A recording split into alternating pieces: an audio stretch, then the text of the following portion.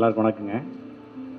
இந்த மாதிரி ஒரு சிறப்பாக ஒரு குடும்போட மாற்றினதுக்கு நம்ம எலெக்ஷன் வர வச்சவங்களுக்கு ரொம்ப நன்றி சொல்லணும். முதல்ல அடுத்த வருஷம் இதே மாதிரி டபுள் மெம்பர்ஸை கூட்டி கோயம்புத்தூர் மளிகார் சங்கம் அப்படின்னா ஒரு பிரம்மாண்டமான சங்கமாக உருவாக்கணும்.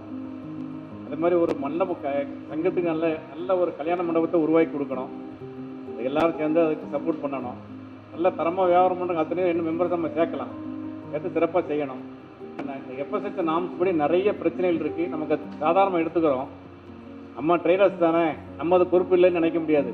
ஃபஸ்ட் பொருள் யார் வாங்கி விற்றாலும் அவங்ககிட்ட நீ என்ன கேளுங்க, ஒரு அண்டர்டேக்கிங் லெட்டர் கேளுங்க. உங்கள் பொருளை நாங்கள் இந்த மாதிரி எஃப்எஸ்ஐ எடுத்து அதில் ஏதாவது அன்சேஃப்னு வந்தால் நீங்கள் பொறுப்படுத்துவீங்களா அப்படின்னு கேளுங்க. கொடுக்குறது சந்தோஷம், கொடுக்கல அப்படின்னா கண்டிப்பாக மாறுவாங்க. வியாபாரி கேட்க கண்டிப்பாக அவங்க மாறுவாங்க. இது நாளைக்கு கண்டிப்பாக நம்ம பண்ணுற தொழில் ஒரு அன்னபூர்ண தொழில், உணவுப் பொருள். கொரோனா காலத்தில் நமக்கு தெரியும், நம்மளையும் மெடிக்கல் மட்டும் தான் திறக்க விட்டாங்க, ஹாஸ்பிட்டலையும் வேறு யாரையும் திறக்க விடலை.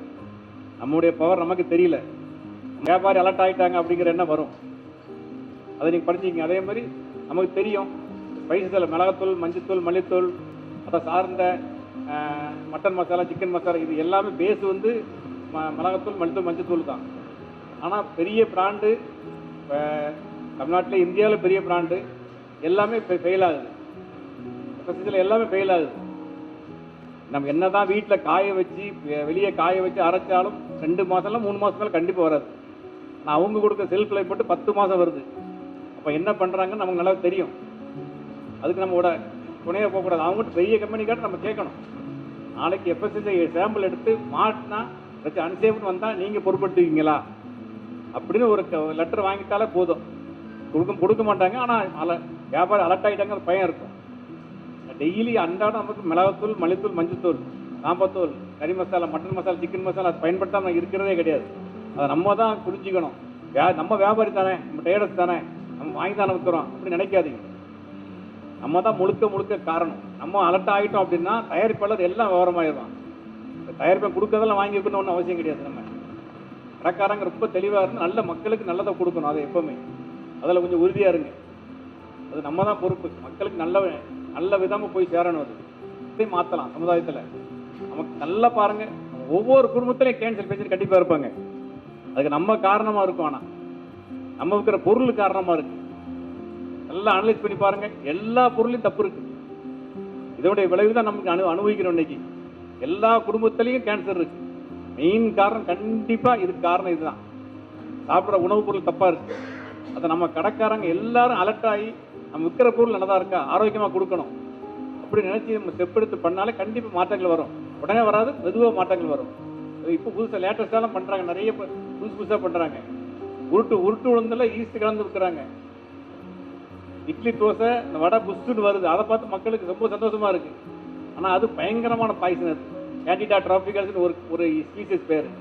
அதுவும் நீங்கள் கேட்கணும், தைரியமாக கேளுங்க. எனக்கு அண்டர்டேக் லெட்டர் கொடுன்னு சொல்லுங்கள். தன்னால் தப்பு பண்ண மாட்டாங்க. அது நம்ம தான் பொறுப்பு அதுக்கு. அதே மாதிரி ஏற்கனவே தெரியும், நம்ம போன வருஷம் பிரச்சனை ரவைகள் ஓடிட்டு இருக்கு. அந்த ரவையும் கேளுங்க. யார்கிட்ட எந்த ரவை இருக்கிறீங்களோ, எந்த பிராண்ட் இருக்கிறீங்களோ எல்லாத்தையும் கேளுங்க. நாங்கள் நாளைக்கு டெஸ்ட் எடுத்து ஃபெயில் ஆனால் நீங்கள் பொறுப்பா? தன்னால் முடிஞ்சது. எல்லாம் அலர்ட் ஆகிடுவாங்க. எந்த தயாரிப்பாலும் தப்பு பண்ண மாட்டாங்க.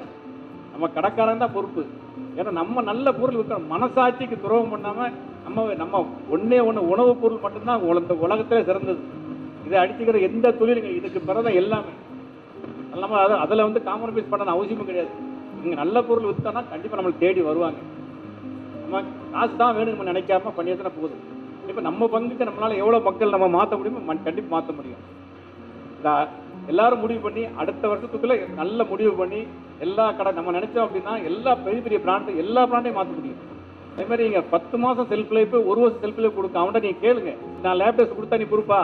நமக்கு தெரியும் நம்ம பொருள் எவ்வளோ நாளைக்கு வரும்னு சொல்லி. அதெல்லாம் கொஞ்சம் மாற்ற சொல்லுங்கள், சொல்லி கொடுங்க.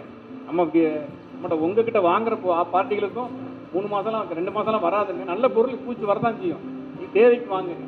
பொருளை வாங்காதீங்க. அரை கிலோ வாங்குங்க, அரை கிலோ 1/4 கிலோ வாங்குங்க. இருந்தால் உங்களுக்கு வீட்டில் வசதி இருந்தால் ஃப்ரிட்ஜில் வச்சுக்கோங்க. அடுத்து என்ன 1 வருஷம் 2 வருஷம் எஃப்எஸ்ஐ எவ்வளோ ஸ்ட்ராங் ஆகுதுன்னு பாருங்கள். கேஸ் வேறு மாதிரி கொண்டு போயிடுவாங்க. உள்ளத்துக்கு போடுற அளவுக்கு கொண்டு வந்துடுவாங்க அந்த கேஸை. ஏன்னா அவ்வளோ பிரச்சனைகள் பாதிக்கப்படுறாங்க. நெட்டிக்கிறேங்க.